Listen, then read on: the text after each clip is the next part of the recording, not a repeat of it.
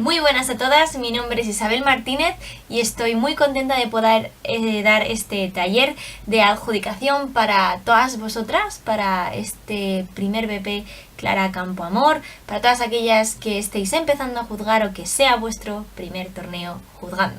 Yo entré en debate hace 2 años, en 2016, y bueno, he intentado materializar mis 2 años de experiencia en este taller y por eso lo he llamado Porque ser chair no solo significa sentarse en una silla.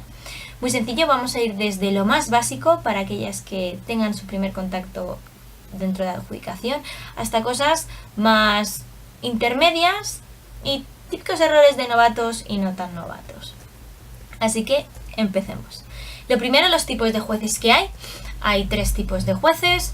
Creo que ninguno es más importante que otro porque dentro del panel todo importa, todo lo que suceda en la deliberación importa, así que no te preocupes por si eres un tipo X de jueza, tú eres importante.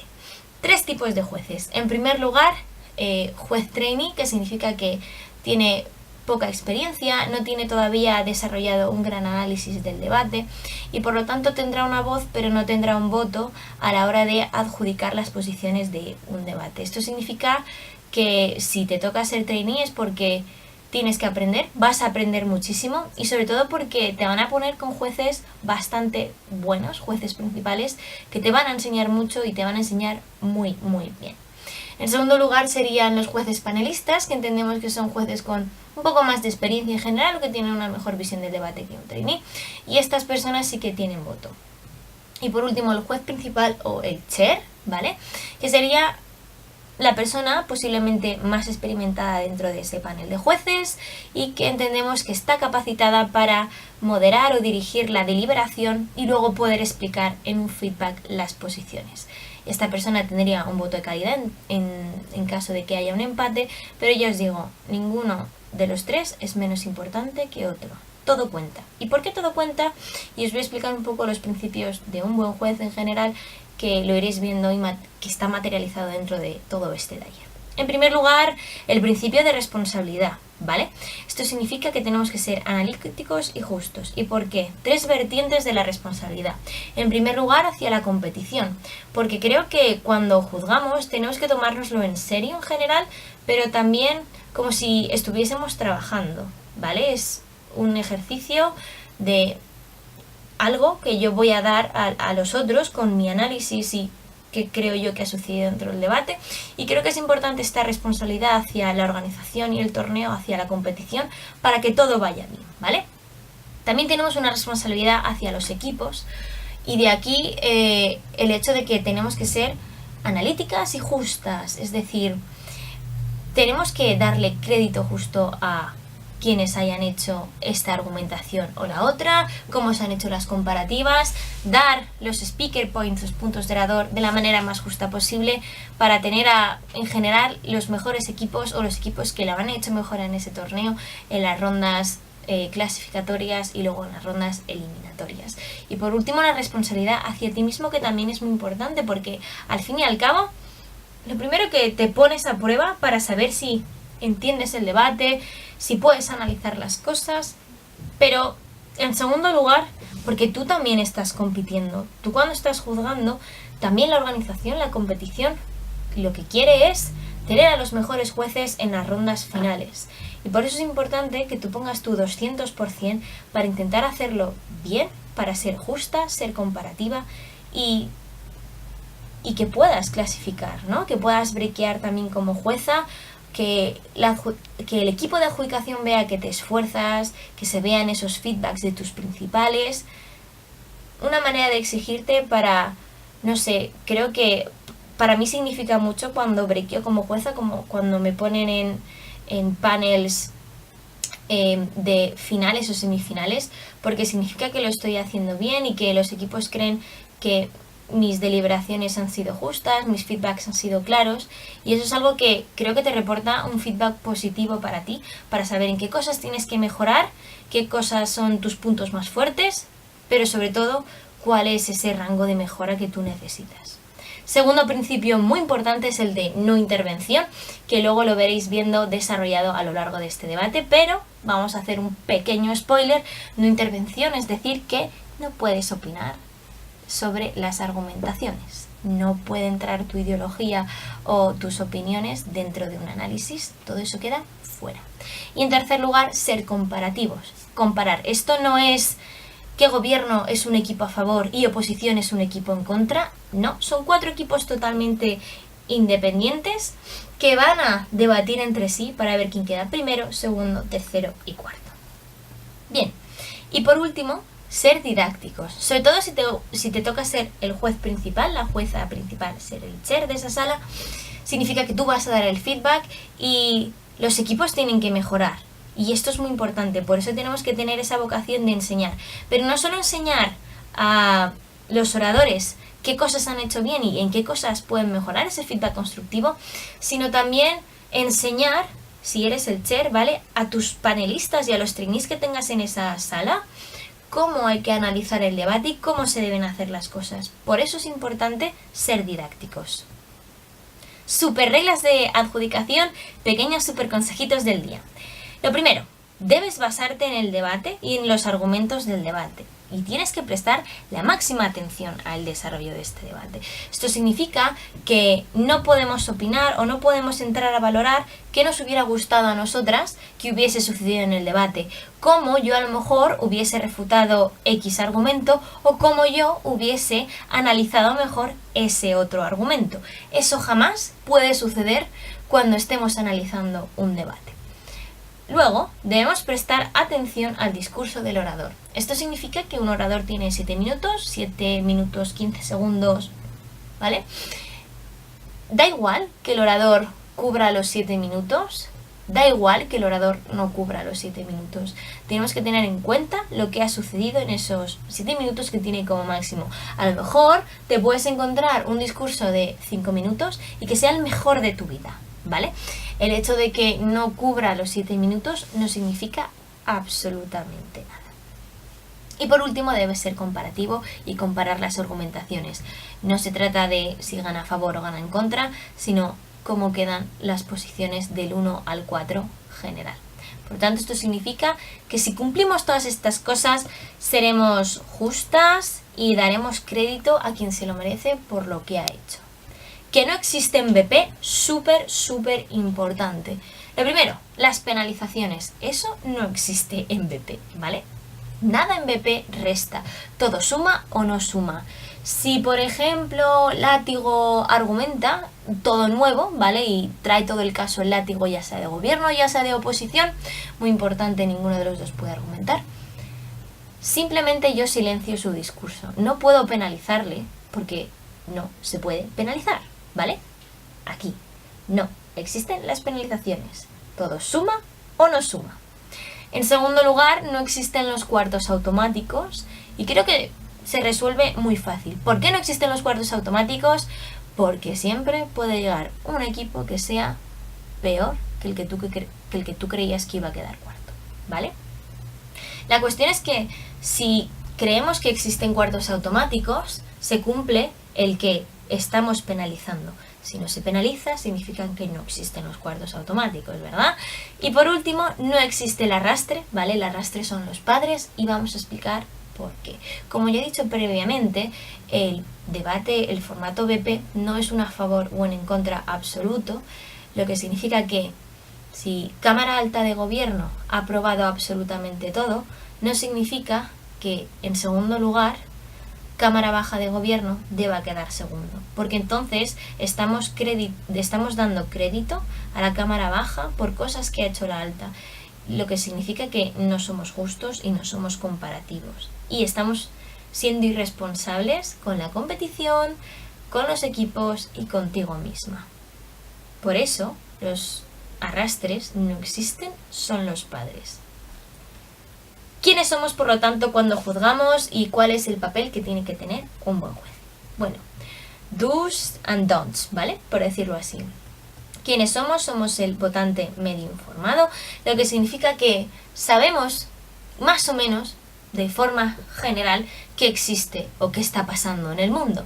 Sabemos sobre los titulares, leemos noticias, estamos informados, sabemos qué ocurre en los partidos políticos o cositas así. Posiblemente sabemos un poco más que cualquier persona que esté andando por la calle porque nos informamos. De ahí el votante medio informado, que más o menos tiene un cierto conocimiento, pero no puede per se por qué tener un conocimiento específico, ¿vale? Por lo tanto, sí a los titulares, sí a la lógica, ¿vale? Creo que esto es sencillo, todo razonamiento, ¿vale? En plan, que tenga lógica y que se demuestre, evidentemente, y sí a las reglas del BP, porque nos basamos en eso, en cómo funcionan las estrategias y el BP.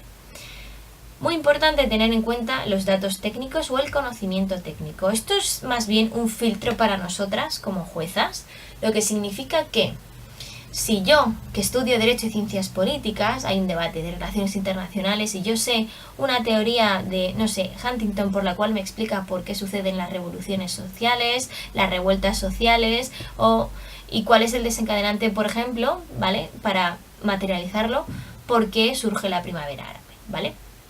Esto es importante porque si el orador me lo explica, súper guay, pero si no me lo explica y yo tengo en cuenta mi conocimiento específico, estoy entrando a valorar cosas que no se han dado en el debate, principios que no han ocurrido, porque yo asumo premisas y que si no me las explican no me vale. Yo no puedo completar el razonamiento del orador, yo no puedo comprar a una persona que me diga porque se quiebra el principio de legalidad y punto. No, explícame el principio de legalidad y por qué se quiebra, porque eso es súper malo y porque quiebra la democracia. Me lo tienes que explicar todo aunque yo lo sepa o tenga ese conocimiento específico. Si el orador no me lo explica, no me vale y no puedo entrar a comprarle ese mecanismo o esa lógica, ¿vale? Por lo tanto, quienes no somos nosotros mismos. Yo cuando juzgo no soy Isabel Martínez, no soy una estudiante de Derecho y Ciencias Políticas, soy votante medio informado. Por lo tanto, somos una persona razonable promedio, no tenemos un gran conocimiento específico, tenemos un razonable sentido de la lógica y nunca jamás dejaremos que nuestras convicciones, valores, principios e ideología entren dentro del debate o dentro del análisis, ¿vale? Hablemos sobre la lógica, la persuasión comparativa, y cómo funciona esto. Bien, la lógica, y vamos a poner un ejemplo. El ser humano es mortal, primera premisa. Los mortales van a morir, segunda premisa. Todos los seres humanos morirán. Conclusión, ¿verdad? Eso sería la lógica. A partir de ahí vamos a poner que Sócrates es un ser humano, por lo tanto Sócrates es mortal y por lo tanto Sócrates en algún momento de su vida morirá. Eso sería la lógica. A partir de ahí vamos a entrar a el siguiente criterio de análisis, que sería la persuasión. Dentro de la persuasión tenemos que analizar la plausibilidad, la probabilidad y la sustanciabilidad. Cuando hablamos de plausibilidad hablamos de cómo de creíble es que pase, cómo de plausible es que ocurra ese mecanismo, ¿vale? Es decir, si Sócrates se toma un veneno, pues creo que es razonable que vaya a morir, ¿verdad? En general. En segundo lugar, vamos a coger el ejemplo de Sócrates, ¿vale? ¿Cómo de probable es que esto suceda? ¿Vale? Si Sócrates se toma hoy la cicuta, seguramente muera hoy, ¿vale? Es decir, es plausible que si se toma el veneno muera, pero es muy probable que si se lo toma hoy, muera hoy. Pero si se lo toma dentro de 50 años, puede ser que muera Sócrates, pero es poco probable que muera por ese veneno. A lo mejor muere por otra cosa o no muere. En tercer lugar, la sustanciabilidad, es decir, cómo de importante es eso dentro del debate. Para ello debemos analizar, lo primero, si entra dentro del debate, si está dentro de ese marco de los argumentos que tienen que ver con el espíritu de la moción, como se dice comúnmente, ¿vale? Entonces, ¿cuál es la relevancia? Da igual el número de argumentos, ¿vale? Y esto es muy importante. Un debate no trata sobre el peso argumental, sino sobre el análisis argumental. Me da igual que un equipo traiga 50 argumentos o 40.000 mecanismos, que si no me los explican y solo son frases, no sirven para nada. Un equipo puede ganar con solo un argumento, perfectamente.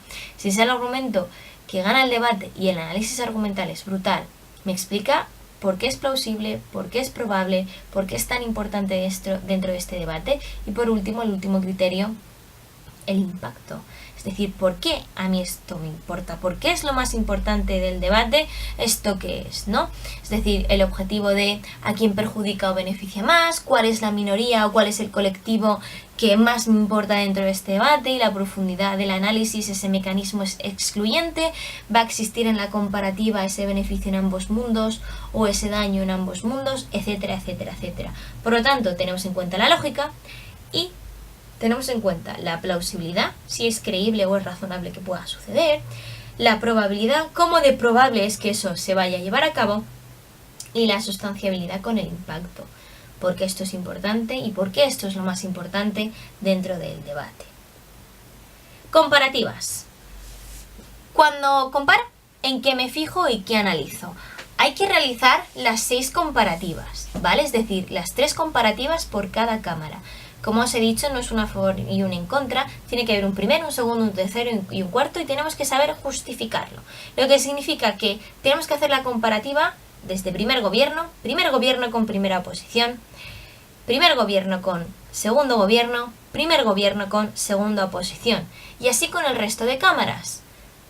Primera posición con primer gobierno, primera posición con segundo gobierno, primera posición con segunda oposición, segunda oposición con primer gobierno, segunda oposición con primera posición, segunda y así todo el rato, ¿vale? O sea, hay que hacer absolutamente todas las comparativas, las 6 comparativas, porque así veremos por qué el primero queda sobre el segundo, por qué el primero queda sobre el tercero, por qué el primero queda sobre el cuarto, por qué el segundo queda sobre el tercero y por qué el segundo queda sobre el cuarto, por qué el tercero queda por encima sobre el cuarto, y sobre todo porque el cuarto queda por debajo del tercero, del segundo y del primero. Esto es muy importante porque cumpliremos ese criterio de ser justos, ser comparativos y dar crédito a cada cámara y a cada orador por lo que ha hecho. Muy bien. A partir de ahí, cuando ya hemos hecho las comparativas, que son súper importantes, cómo analizo el debate para llevar a cabo esas comparativas. En primer lugar, todo cuenta, ¿vale? Cuentan las argumentaciones, cuentan las refutaciones, las reconstrucciones, las comparativas, puntos de información, ¿vale? Las argumentaciones, muy fácil, es el análisis argumental y los criterios de antes. La lógica, cómo de plausible es, cómo de probable es, cómo de sustancial es, y el impacto, es decir, cómo de importante es eso. Las refutaciones y cómo analizo yo las refutaciones. Lo primero, tenemos que tener en cuenta que las refutaciones no siempre son efectivas. Pueden mitigar o pueden destruir, y hay que hacer esa pregunta. Es decir, ¿lo que me está diciendo va a suceder generalmente en el 99% de los casos o en ese caso específico? Por eso decimos si es excluyente o no es excluyente. Las refutaciones directas no existen porque solo me está refutando ese caso en concreto y no me está probando el mecanismo por el cual el resto de casos vaya a ser probable que suceda o que no suceda. ¿Refuta el ejemplo o refuta el análisis? Y creo que esto es muy importante. Cuando una persona refuta, ¿vale? No solo nos puede decir esto es mentira, sino que además nos tiene que explicar por qué es mentira, y porque incluso si no fuera mentira, por qué no es tan importante, o porque el beneficio o el daño es menos relevante dentro del debate. Pero sobre todo lo del ejemplo, cuando me dicen, no sé, por ejemplo, esto sucede en Estados Unidos, y llega al siguiente grado y dice, no, mentira, eso no sucede en Estados Unidos, y pasa a otra cosa mariposa. No me tienes que refutar el ejemplo, tienen que refutar el principio por el cual se sustenta todo ese análisis argumental y luego el ejemplo que entendemos que podría ser parte de ese impacto, ¿vale? Por eso es también importante las refutaciones que expliquen por qué es importante, por qué es necesario, para que generen esas dudas razonables, ¿verdad? Y por último, las comparativas, ¿vale? ¿En qué mundo, no sé, el ciudadano o el individuo es más feliz? ¿En qué mundo respetamos mejor los derechos humanos? ¿En qué mundo a corto plazo el daño es más negativo? ¿O en qué mundo a largo plazo es más importante ese beneficio? Etcétera, etcétera, etcétera. Hablamos de casos un poco más complicados a la hora de analizar las comparativas, y yo creo que sobre todo es cómo analizamos diagonales y cómo analizamos las cámaras bajas en la comparativa con sus cámaras bajas y las extensiones. Primero, las diagonales. que creo que es más complicado, porque yo creo que es sencillo cuando hacemos la primera comparativa entre primer gobierno y primera oposición. Muy importante que solo tenemos que tener en cuenta esas dos cámaras cuando hacemos las comparativas. En la primera comparativa yo solo voy a tener en cuenta lo que me ha dicho primer gobierno frente a primera oposición. El resto de cámaras se silencian. Y esto funciona igual con las diagonales, con las cámaras bajas y con el análisis entre bancadas. Entonces, muy importante porque al principio los equipos se suelen liar. Cuando yo analizo la diagonal corta o la diagonal larga, lo que hago es silenciar el resto de las cámaras, ¿vale? Vamos a ir a la diagonal corta, ¿vale? Entre primera oposición y segundo gobierno. Yo voy a silenciar primer gobierno y segunda oposición, porque si tengo en cuenta lo que han hecho dentro del debate, no estoy dándole el crédito y no estoy siendo justa con el trabajo que han hecho directamente en la comparativa entre estas dos cámaras. Por lo tanto, solo voy a atender a miembro de extensión y látigo de gobierno y a líder de oposición y vicelíder de oposición y cómo ha ocurrido el debate entre esas dos cámaras, entre ese choque y esa comparativa. Extensiones en bajas y cómo diferenciar o cómo tener en cuenta esas valoraciones. Hay que tener en cuenta que en las extensiones o puedes hacer un análisis muchísimo mejor que tu cámara alta o también puede que se pueda hacer o puede que no. Traer nuevos argumentos o traer nuevos impactos. Generalmente siempre va a existir en general extensiones porque cuando ya hay algo nuevo, ya sea una nueva refutación, un nuevo análisis, una nueva comparativa o un nuevo argumento, ya vemos que se cumple el rol del miembro de extensión porque ya ha aportado algo nuevo, aunque sea mínimo, ya lo ha aportado al debate, ¿vale? Entonces, importancia del caso, cómo de probable es, cómo de creíble es, el impacto que tiene para hacer la primera comparativa, el primer criterio con la cámara alta. A lo mejor lo que me dice cámara alta es verdad, pero es más importante a lo mejor el caso o el análisis que me hacen desde baja. Y yo ese es el primer filtro que tengo que llevar a cabo. Si hay un mejor análisis, si me lo han explicado muchísimo mejor, si son ellos quien cumplen la premisa, si son ellos quien traen todos los impactos o me demuestran en la comparativa que es muchísimo más importante lo que ellos me están diciendo, pues también esa es una diferenciación que podemos hacer de cámara baja a cámara alta en las comparativas. Si es derivativo, significa, ¿vale? Y esto normalmente se pueden confundir algunos jueces, que el caso de cámara baja depende de todas las premisas de cámara alta y entendemos que imagínate, si las premisas de cámara alta son verdad, en teoría todo lo que me trae cámara baja también sería verdad. Ahora bien, ¿qué ha sido más importante dentro del debate en esas comparativas? El impacto y toda esta plausibilidad, mecanismos y probabilidad. ¿Es más importante el mecanismo de cámara alta o los mecanismos de cámaras bajas? ¿Vale? Todas estas preguntas son las que nos tenemos que ir haciendo poco a poco. Acuchillamientos. Como os he dicho, un acuchillamiento ni penaliza ni hace un cuarto automático, ¿vale? Siempre hay que intentar rescatar, es como silenciar esas premisas que acuchillan a la cámara alta y ver cómo entran dentro del debate si fueran premisas un poquito más correctas, ¿no? Y a partir de ahí hago esas comparativas. No puedo jamás penalizar o dar un cuarto automático por eso. Puede que a lo mejor lo haya hecho muy muy mal y entonces sí que se merezca un cuarto, pero a lo mejor la otra cámara baja lo ha hecho mucho peor y por eso queda tercero. O también el resto lo han hecho súper mal y queda primero. Todo dependerá del debate y todo dependerá de cómo se hayan dado las comparativas y el análisis argumental dentro de la deliberación que se haya dado dentro del panel de jueces. ¿Cómo diferenciamos dentro de los látigos si traen algo nuevo o es algo que ya hemos entendido del miembro de extensión?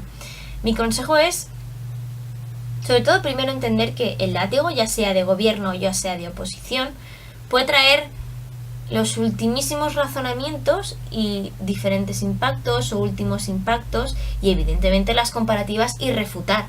Cuando refutan, claro que pueden traer nuevas refutaciones. Eso no es material argumentativo nuevo, porque si no, ¿qué hace el látigo? Si no puede refutar con comparativas nuevas, el látigo como que no tiene rol, ¿verdad? Entonces, muy importante que las refutaciones son refutaciones. Pero vamos a ir a el análisis argumental. Yo lo que os aconsejo, yo por lo menos lo que suelo hacer es silencio el discurso del látigo y me fijo en el discurso del miembro de extensión. Si todas las premisas importantes han quedado claras en el miembro de extensión o son sustancialmente razonables dentro del debate, entiendo que el látigo, ya sea de gobierno o de oposición, puede llevar a cabo ese último análisis argumental o esos últimos impactos que ha hecho. Si cuando yo silencio al látigo y no entiendo absolutamente nada del miembro de extensión y lo entiendo todo con el látigo, eso es cuando es el nuevo análisis argumental y la nueva carga argumentativa. Hay veces que está muy claro, ¿no? Porque de repente viene un equipo que a lo mejor es más novato, que no entiende mucho todavía las reglas del BP, te dice, yo como látigo de gobierno voy a traer el último argumento. Y yo, no. Ante esto, ¿cómo lo analizamos? Lo mismo, nunca penalizamos ni ponemos un cuarto automático. Yo lo que hago es directamente, todas esas cosas que yo haya considerado que sean material argumentativo nuevo, simplemente silencio. Si el orador tiene 7 minutos y ha explicado durante 3 todo un argumento entero nuevo o todo el análisis que tenía que haber hecho el miembro de extensión, simplemente para mí ha estado callado durante 3 minutos. Pero ya está, el resto lo tengo en cuenta en las refutaciones, bla bla bla, las comparativas que haya, ¿vale? Bien, ahora vamos a hablar sobre las técnicas de coger notas, que hay muchas veces que muchos preguntáis, oye Isa, ¿cómo coges notas? O ¿cómo puedo mejorar en coger las notas para yo enterarme mejor? Como dice un refrán español, cada maestrillo tiene su librillo y esto es muy importante. Yo, por ejemplo, yo solo escribo a papel. Hay gente que escribe a ordenador y le va muchísimo mejor y apunta mejor las cosas porque son más ágiles con los dedos en el teclado. Pero para mí es muchísimo mejor, para mí, que no significa que lo sea para ti, es más útil porque lo veo más claro con un papel. Sobre todo cojo una 3, que sería el bicho este grande, ¿vale? Y lo divido en 4. Por delante pongo las cámaras altas, por detrás pongo las cámaras bajas y así más o menos veo las comparativas que puedo ir haciendo. Pongo un color para cada cámara, o sea, para primer gobierno pues azul y para primera posición negro y así. Segundo gobierno azul, segunda posición negro, porque así puedo ver las cosas diferentes que hay. A partir de ahí, mis apuntes son arcoíris, ¿vale? Y tienen signos, es decir, STQ sería el statu quo, caracterización una K y empieza. Refutación pues sería una estrellita, un punto de información, un asterisco y pongo, pues imagínate que el POI, el punto es de primer gobierno, pues pongo OG, porque además yo pongo las cosas en inglés, ¿vale? Y pongo diferentes colores, si es para una cámara o si es para otra. Si hay una refutación, utilizo también subrayadores o estos rotus de colores para hacer propias líneas. Pero al margen de eso, creo que puedes utilizar tu propio método si es con el que mejor puedes estructurarte la cabeza. Esto es como cuando yo tengo mi cuarto hecho un desastre y tengo mi propio caos, pero dentro de mi propio caos sé que orden existe, ¿verdad? Y cuando llega mamá y te ordena algo y dices, ¿dónde está mi libro? O ¿dónde está esto que es súper importante? Y te dice tu madre, Isabel, te lo he dejado en su sitio. Y yo, mamá, no sé dónde es ese sitio. Pues esto es lo mismo, mientras que tú te enteres, es lo más importante. Aparte de ese A3, yo utilizo una A4. ¿Por qué? Yo en el A4 lo que hago es una matriz, ¿vale? Y voy resumiendo las premisas básicas de cada cámara. ¿Por qué? Porque así me estructuro cuáles son las cosas más importantes que me ha dicho cada equipo, para así poder hacer yo las comparativas, ¿vale? Y luego estructurar mejor el feedback. Y así lo tengo todo claro, ¿vale? Es por ejemplo un truquito. Que sería como esa matriz anexa que yo tengo generalmente cuando estoy juzgando. De hecho, lo he empezado a implementar desde CEMU de Chile, porque tampoco lo hacía. Y ya veis, o sea, llevaba 1 año y pico en debate y aunque lleves 2, 3, 4 años juzgando, hay muchas cosas que todavía tienes que mejorar y siempre hay un gap de improvement que puedes llevar a cabo, ¿vale? Por lo tanto, en general, notas claras y detalladas, puedes utilizar varios colores o no. O sea, yo incluso utilizo un color concreto para cuando me aburro, pues empiezo a hacer anotaciones de joe, me aburro, o madre mía, qué malo es esto, por Dios, cosas así que generalmente hacemos porque somos seres humanos y nos gusta un poco como cuando nos sorprendemos o cuando una argumentación nos choca decir oh wow, my god, ¿qué ha pasado? Pues esto es lo mismo. ¿Qué más? Importante, la deliberación y cómo deliberar, pero sobre todo si te toca ser el chair o jueza principal. Lo primero que tienes que tener en cuenta es que en una deliberación con el resto de tus panels no existen ganadores ni perdedores. Cuando vamos a dar un resultado, no significa que yo vaya a tener el mejor resultado.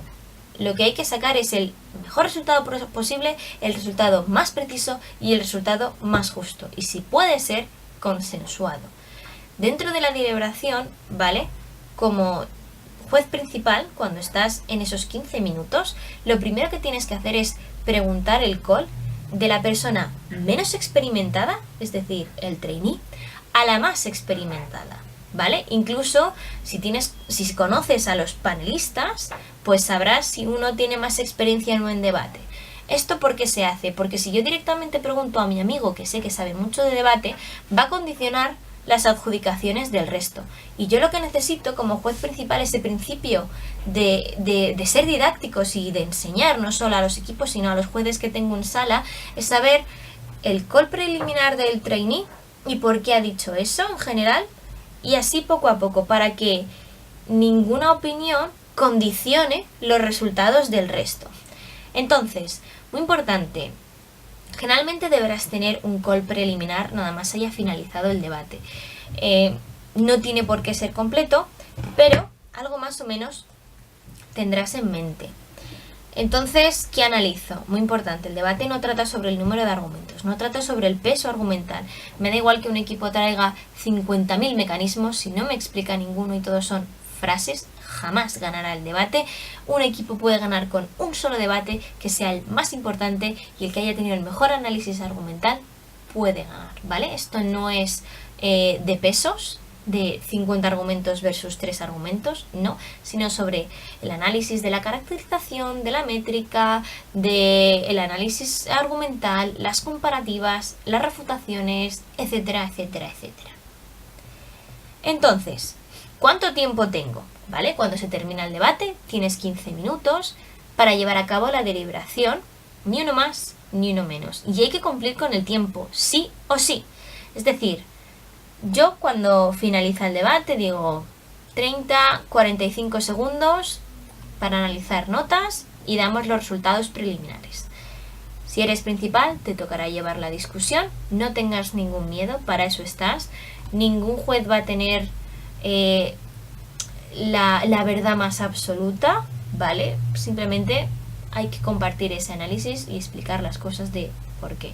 Por lo tanto, formula preguntas al panel, de menos experimentado a más experimentado.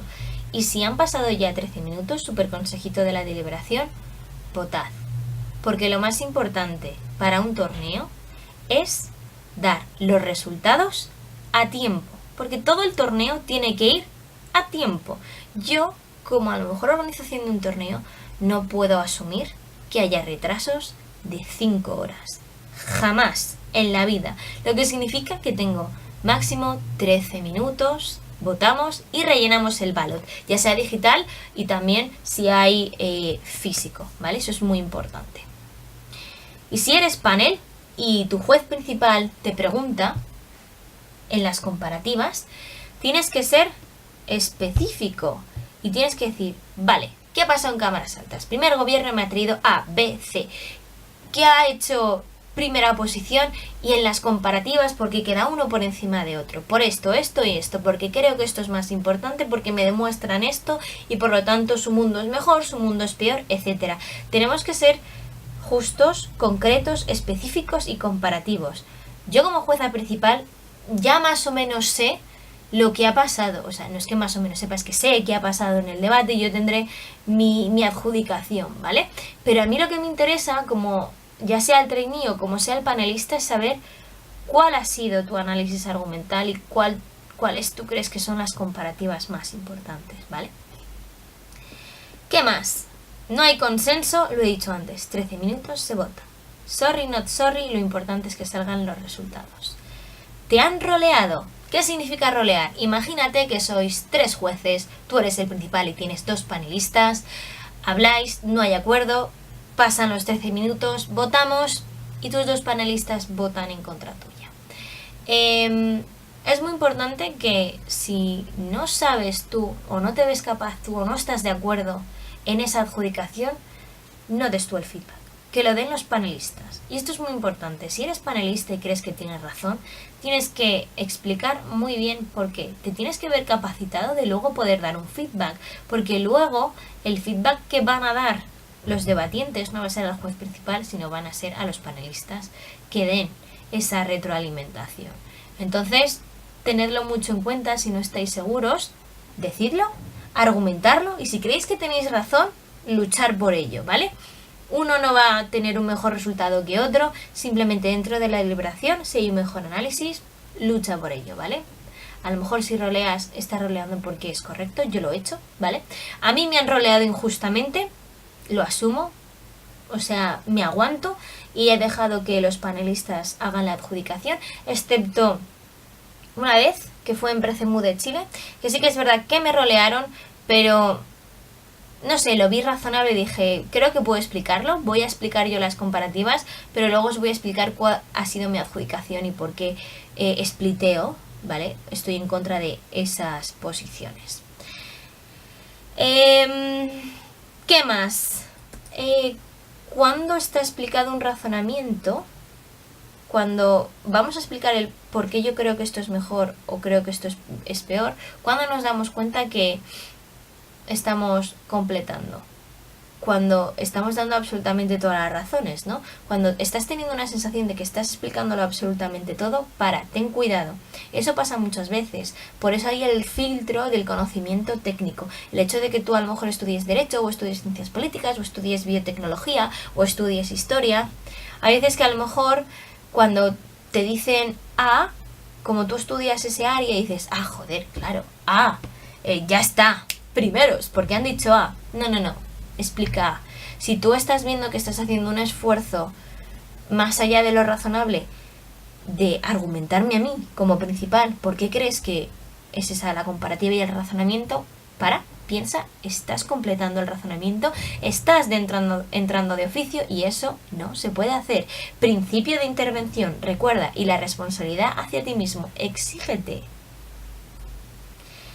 Luego, después de hacer la deliberación, es muy importante que evaluemos a nuestro juez. Si somos principales, evaluemos a los panelistas. Si somos panelistas, que evaluemos a nuestro juez principal. Esto es muy importante porque el ADCOR, es decir, las personas que están en adjudicación y poniendo las mociones, necesitan saber quiénes son los mejores jueces o quiénes son los jueces más capaces o quiénes son aquellos jueces que se merecen una oportunidad de ser principales.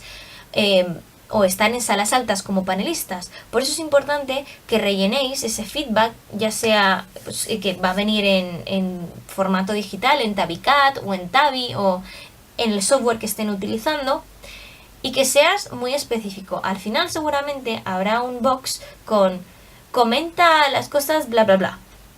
Si verdaderamente crees que ha sido fascinante tu juez principal, por favor escríbelo. Si crees que tu panelista ha sido alucinantemente, increíblemente comparativo, justo y que ha tenido un criterio y un análisis brutal, o sea, ha sido una fantasía absoluta, por favor ponlo, porque eso es súper importante para el equipo de adjudicación, para ese principio de responsabilidad de exígete a ti mismo y la responsabilidad hacia el torneo de tener aquellos debatientes que mejor lo han hecho y aquellos jueces que mejor lo han hecho para que todo sea más justo y todos seamos felices, se cumpla. Feedback o devolución oral. ¿Recuerdas el principio de responsabilidad? Esto de la responsabilidad hacia la competición, los equipos y hacia ti mismo. Pues esto es muy importante cuando damos el feedback o la retroalimentación. ¿Qué pasos debemos seguir religiosamente o los equipos podrían matarte normalmente al ser principal? Lo primero, Lo primero que tenemos que hacer después de tener la adjudicación, después de esos 15 minutos de deliberación y entran los equipos a salas, es primero, y es obligatorio, es lo primero que tenemos que hacer, es dar los resultados. A partir de ahí, explicar las posiciones en orden cronológico del debate. A ver, yo recomiendo que sea cronológico, ¿vale? Hay gente que es capaz de hacer entender primero sobre segundo, segundo sobre tercero, tercero sobre cuarto, ¿vale? Hacerlo de primero, segundo, tercero, cuarto. Creo que normalmente los debatientes desde el principio de responsabilidad hacia los equipos te van a entender muchísimo mejor si lo haces de manera cronológica, ¿vale? A partir de ahí, primera comparativa en cámaras altas, luego diagonal corta, luego si quieres bancada de gobierno y cámaras bajas, bancada de oposición diagonal larga. Hay como tú vayas viéndolo, pero yo recomiendo que sea el análisis y el feedback de manera cronológica. Después, cosas que jamás debes decir en un feedback para que se cumpla el principio de no intervención en general, porque el principio de intervención no es solo que yo meta mi ideología, mis principios y tenga un sesgo a la hora de hacer el análisis del debate, sino cuando un juez, opina, pero opina sin que sea un feedback constructivo y está fuera de lo que se ha dicho dentro de la deliberación. Por ejemplo, nunca opines, ¿vale? Tu opinión sobre qué argumento hubiese sido muchísimo mejor o que tú hubieses traído me da absolutamente igual. Si tienes ganas de debatir, debate, pero no opines, ¿vale? Por eso el hecho de que tienes que atender a lo que ha sucedido en el debate y cómo se ha dado el debate. Me da igual lo que opines, me da igual cómo lo hubieses refutado o argumentado tú. Principio de no intervención, ¿vale? Luego tenemos que ser respetuosos y adaptarnos a las salas, ¿vale? A mí, por ejemplo, esto me pasó que hubo como un periodo de tiempo en el cual me había acostumbrado a un X tipo de salas más altas donde era súper fácil. Decías comparativa, comparativa, comparativa, pim, pam, pum, y la gente te entendía. Pero luego cuando llegaba a las salas un poco más bajas o con equipos con un nivel menos, o sea, más inferior, cuando yo hacía esto, no me entendían. Y por eso es importante ese principio educativo o de ser didácticos. Tenemos que saber explicar tanto a una bin room o a la sala más baja del torneo como a la top room, ¿vale? Hay que adaptarse a ese público. Por eso debatimos, ¿no? Por eso hacemos comunicación y oratoria. ¿Qué más? Ser específicos y comparativos, cuáles han sido los puntos claves y ser constructivos. Creo que esto es súper importante y el feedback tiene que ser súper constructivo. Tenemos que decir qué ha pasado de las cosas buenas del debate y luego ya cosas a mejorar en un feedback más personal. ¿Qué hicieron bien los equipos? ¿Cuál es el crédito que le has dado a cada equipo? Una de cal y otra de arena, donde ha habido los fallos, los super consejitos del día de este mecanismo no ha sido probado porque me falta esto, esto y esto, o este mecanismo está muy bien probado porque sigue toda esa línea argumental súper necesaria y ese último impacto y comparativo, ¿vale? Y luego tenemos que ser accesibles. Los debatientes tienen que confiar en nosotros y no sentir miedo, para que cuando salgamos de la sala nos vengan y digan: oye, Isa, ¿me puedes decir en qué cosas puedo mejorar? ¿Que hemos fallado en nuestro análisis argumental o en las comparativas? ¿Vale? Eso es súper importante. Por lo tanto, frases que jamás debes decir dentro de un feedback. Pierdes por esto. Pierdes porque es que tu argumento, pues no, tu argumento no. Vamos a ver. ¿Pierdes? ¿Por qué? O sea, ¿qué ha pasado dentro del debate? Yo creo que deberías haber hecho. Wow. ¿Cómo que creo que deberías haber hecho? Nanay de la China, o sea, eso significa que tú quieres debatir. Si quieres debatir, debates, pero aquí estás jugando, ¿vale? Sigamos. Puntos de orador, súper importante, ¿vale? Porque eso me va a decir qué tipo de debate he tenido y qué crédito le voy a dar a los debatientes. Yo normalmente generalmente no suelo dar menos de 67, es muy raro, tiene que ser muy malo, pero es que, de verdad, o sea, un 65 es como, y perdonar la expresión, como si un debatiente se hubiera cagado en la sala.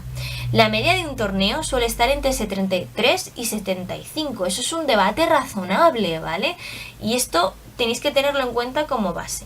Ahora bien, tenéis que tener en cuenta la escala de Varsovia, las descripciones que me ponen. esos tres puntitos no significa que se tengan que cumplir los tres. Se puede cumplir uno o dos, se pueden cumplir los tres, pero tú ahí juegas un poco con qué ha pasado en el debate o cómo creo yo que ha sido ese debate. Por lo tanto, 73-75 tiene que ser la media, un debate razonable y un debate normal, bueno, está bien, aceptable.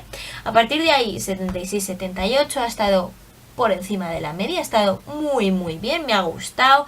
79-82 ha sido brutal, o sea, en plan flipante, posiblemente una top room, una second room, una sala bastante alta, pero no tiene por qué ser única y exclusivamente en una sala alta, ¿vale? No tenemos que tener grabado a fuego de, vale, como es una top room, todos los oradores van a tener entre 79 y 82. No, ¿vale? Tenemos que atender a qué ha pasado en el debate. Incluso en una top room te pueden plantar un 70, porque si lo has hecho mal, lo has hecho mal. Bueno, en plan, no lo has hecho tan bien como lo tendrías que haber hecho. Entonces esto no es sobre qué tipo de torneo es, si es un torneo de novatos y entonces como es de novatos hay peor nivel, no. Y tampoco es como que es la top room y entonces como es la top room pues automáticamente todo el mundo va a tener entre 79 y 82. Tampoco, nos tenemos que ajustar a esos criterios que nos vienen descritos en la hoja. A partir de ahí 86-88 sería como wow, súper brutal, en plan, creo que el discurso es increíble. Y más arriba es como, yo que sé, ha bajado Dios, nos ha dado el don de la palabra y ahí está, ¿no? En plan, surge. Muy difícil, ¿vale? Posiblemente, o sea, no digo que sea imposible, ¿vale? Pero creo que nadie ha llegado en general. A partir de ahí, entonces, cosas que tenemos que tener en cuenta en los puntos de orador. Los puntos de orador es cuando puedes hacer, es cuando puedes descontar con qué fallos han tenido cada uno, ¿no? Si un orador ha tenido un 70 es porque ha habido fallos lógicos, pero esto no significa que estemos penalizando, sino que simplemente estamos materializando lo que ha sucedido en el debate, ¿vale? Cosas que tenemos que tener en cuenta. El rol del primer ministro, el rol de la extensión, el rol del látigo, por ejemplo.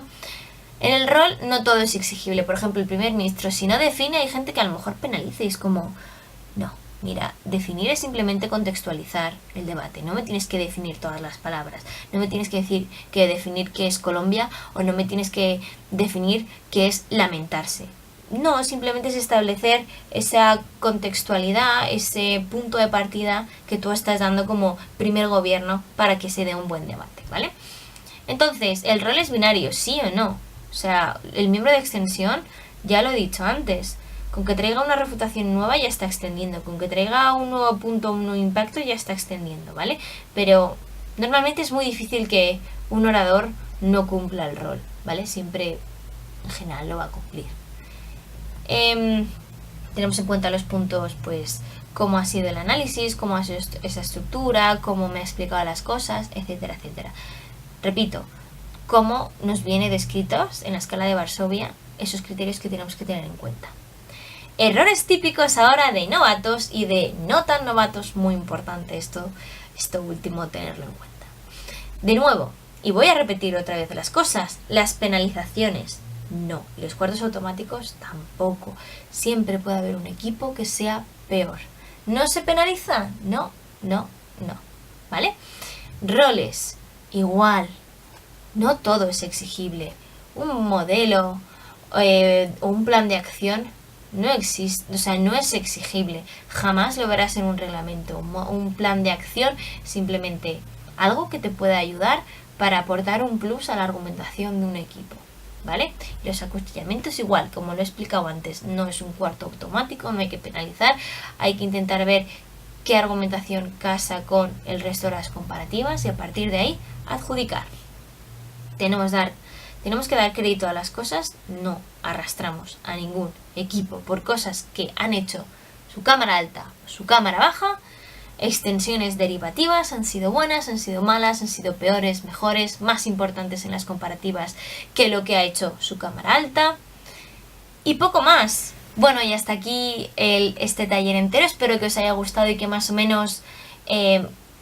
yo creo que he tocado un poco todos los palos principales y profundizado en cosillas que a lo mejor algunas que ya habéis empezado a juzgar, pues tenéis esas fallas. También es verdad que no os preocupéis porque el mejorar es con rodaje. Incluso después de 1 año y medio, ya os digo, yo he tenido una temporada de haberlo hecho súper bien, he tenido otra temporada de haberme estancado, de haberme frustrado muchísimo y luego volver a mejorar, ¿vale? Esto es un ciclo y hay que irse entrenando y hay que darse ese tiempo para poder materializar los conocimientos y las cosas. Y poco a poco podréis coger carrerilla y haréis mejor los análisis y haréis mejor absolutamente todo. Espero que os haya servido de verdad. Cualquier cosa, por favor, podéis contactar conmigo. Voy a dejar el PowerPoint disponible para que os podáis ayudar mientras me estáis escuchando para entender bien las cosas. Si tenéis mi WhatsApp, mi correo electrónico, tenéis dudas, contactar conmigo. Yo, de verdad, disponibilidad 100%. Así que espero que os haya gustado este taller, que me hayáis entendido y que os animéis a juzgar. Sigáis juzgando porque es muy importante tener jueces, porque si no tenemos jueces no hay torneos y los equipos no pueden prepararse. Animaros de verdad, jamás perdáis la motivación. Por favor, seguir creciendo, seguir haciéndolo tan bien como lo hacéis y bueno, nos vemos detrás de los atriles.